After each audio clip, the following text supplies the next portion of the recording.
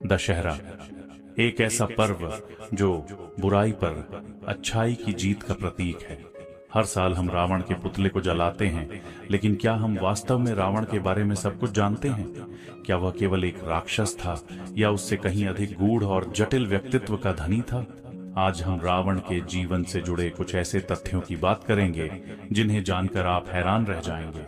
रावण, जिसे आमतौर पर बुराई का प्रतीक माना जाता है, वास्तव में एक महान विद्वान, शिव भक्त और अपने समय का महाशक्तिशाली राजा था। रावण का जन्म एक साधारण राक्षस परिवार में नहीं हुआ था। वह स्वयं ब्रह्मा के वंश से थे। ब्रह्मा के 10 मानस पुत्रों में से एक थे प्रजापति पुलस्त्य और उनके पुत्र थे विश्रवा। विश्रवा से ही रावण का जन्म हुआ। इस प्रकार रावण ब्रह्मा के परपोते थे और उनके खून में ब्रह्मज्ञानी विद्वत्ता और शक्ति का संचार था।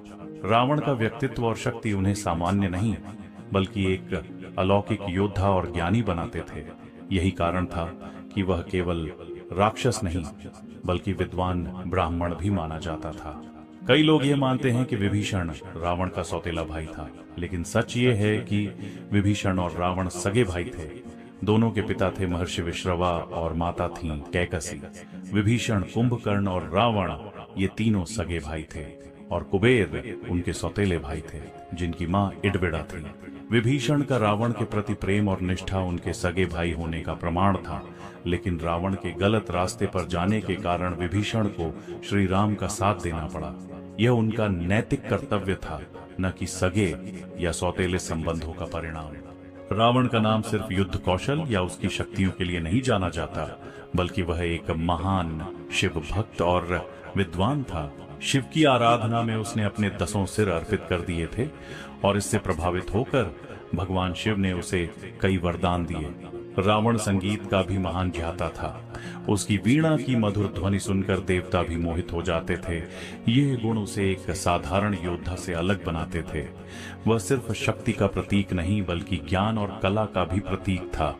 इतना ही नहीं, रावण को ज्योतिष और ग्रहों की चाल पर भी महारत हासिल थी। माना जाता है कि जब रावण के पुत्र मेघनाद का जन्म हुआ, तब रावण ने ग्रहों को आदेश दिया कि वे ऐसी स्थिति में रहें जिससे मेघनाद अमर हो जाए, लेकिन शनिदेव ने उसकी आज्ञा का पालन नहीं किया, जिससे रावण का यह प्रयास विफल हो गया। क्रोध में आकर रावण ने शनिदेव को बंदी बना लिया। यह घटना रावण की शक्ति और नियंत्रण को दर्शाती है। एक ऐसा व्यक्ति जो ग्रहों की चाल तक बदलने की क्षमता रखता था, उसकी क्षमता और शक्ति का अंदाजा लगाना आसान नहीं है। रावण युद्ध कला में भी अद्वितीय था। वह न केवल एक महान योद्धा था बल्कि युद्ध रणनीति में भी निपुण था। लेकिन बहुत कम लोग जानते हैं कि रावण को श्री राम से पहले भी हार का सामना करना पड़ा था।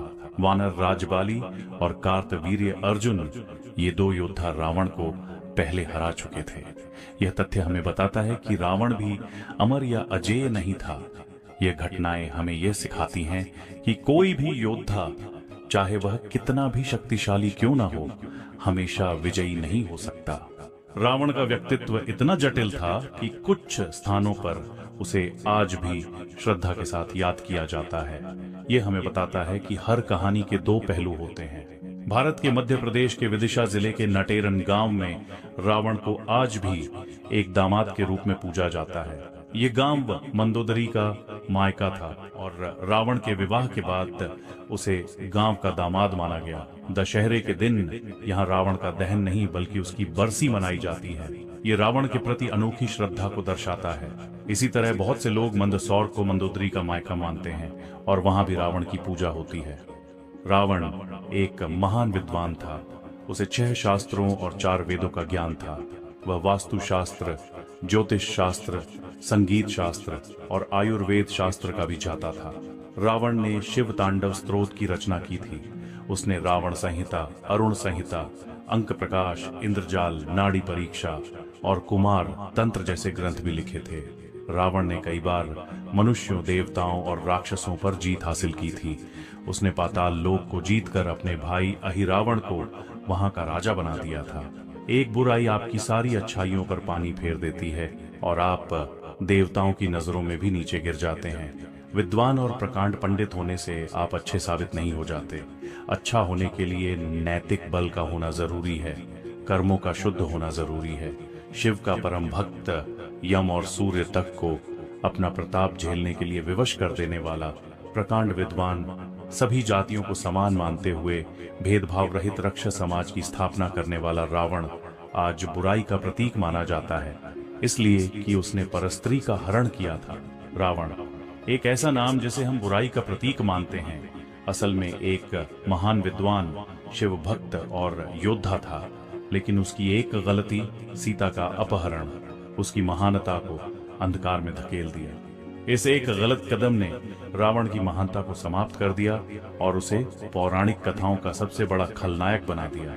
रावण की शक्तियां और सिद्धियां उसे महान बनाती थीं, लेकिन अहंकार और लालच ने उसका सर्वनाश कर दिया।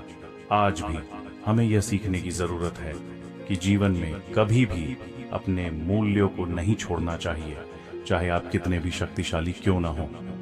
अगर आपको इस वीडियो से कुछ नया जानने को मिला हो तो इसे लाइक करें और चैनल को सब्सक्राइब करें ताकि आप हमारी अगली वीडियो मिस न करें। मिलते हैं अगले वीडियो में एक रोचक प्रसंग के साथ। जय श्री राम।